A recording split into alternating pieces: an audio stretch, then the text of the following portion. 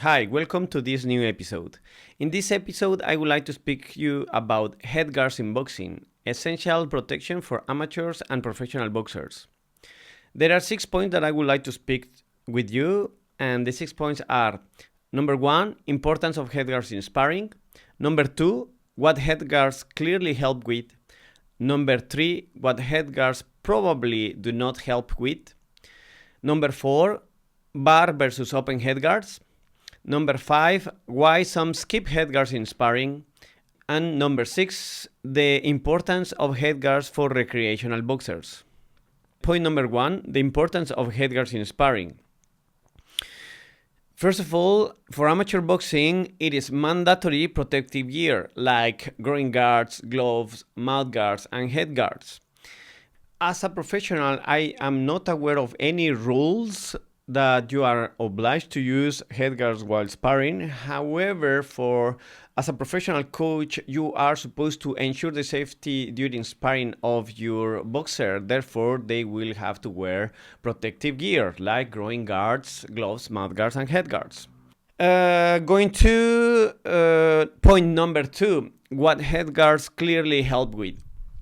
For the number two, what headguards clearly help with are with reducing facial cuts, laceration, bruising and swelling, and some facial fractures, as well as abrasions from glove friction.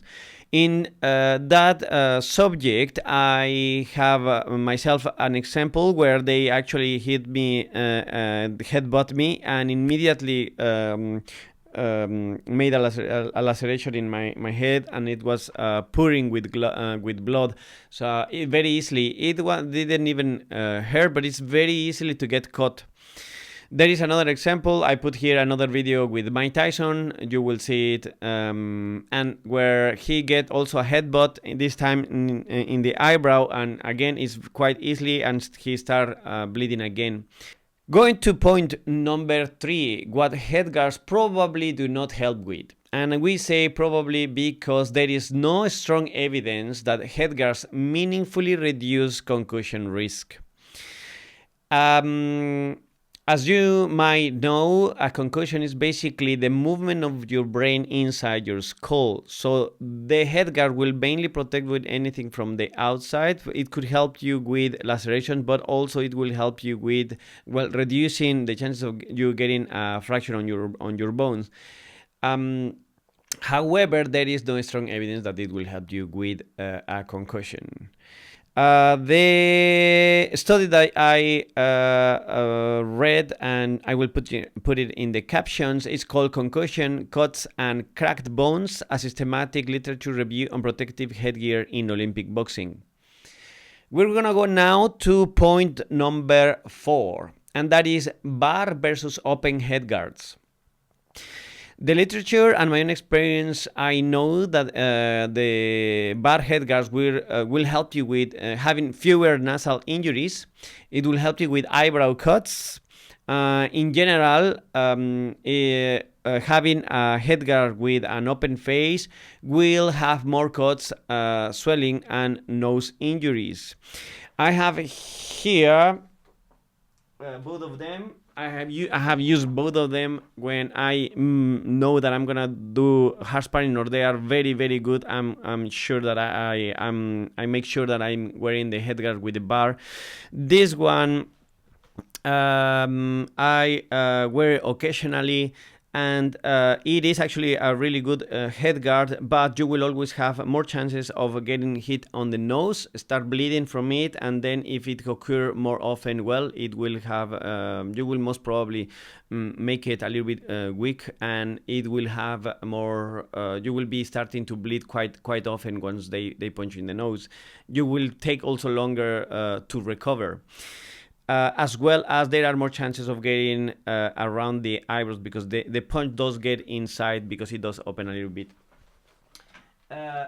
Here I also have the headguard with the bar. This is actually excellent to protect your nose. There is do a little bit of a a trade on using one or the other, because the headguard with the bar, it does weight a little bit more and does reduce a little bit more the vision, which I'm gonna come back to those points in a second. But first I would like to speak about point number 5, and probably that's where I'm gonna be speaking about it, because point number 5 is why some skip headguards in sparring.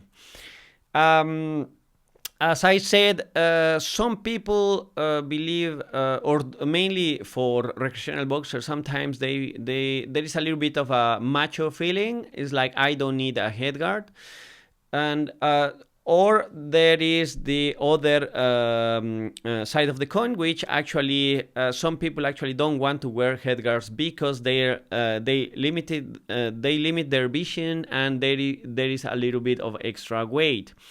Helping you to reduce this feeling is, I would like you to think of the headguard as an aid, not just an aid to protect you from laceration or cuts or any injury on your nose, but more like in this kind of like, it does have limit your vision, and it does weight a couple of grams.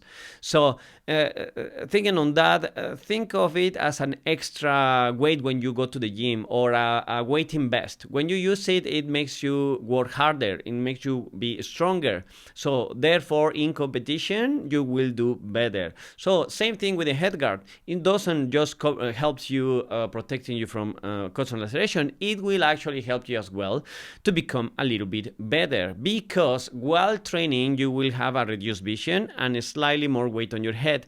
Therefore, when you won't be using it, you will be a little bit sharper, a little bit faster, and also you will be able to see a little bit better the punches, because you were always used to wear a headguard. And therefore you are a little bit sharper. You see the punches immediately. You see them coming. Your head weighs a little bit less. It is less bulky. You move better. For all those reasons, if you want to work harder, if you really want to make something a little bit extra, use the headguard. Going to point number 6, the importance for recreational boxers.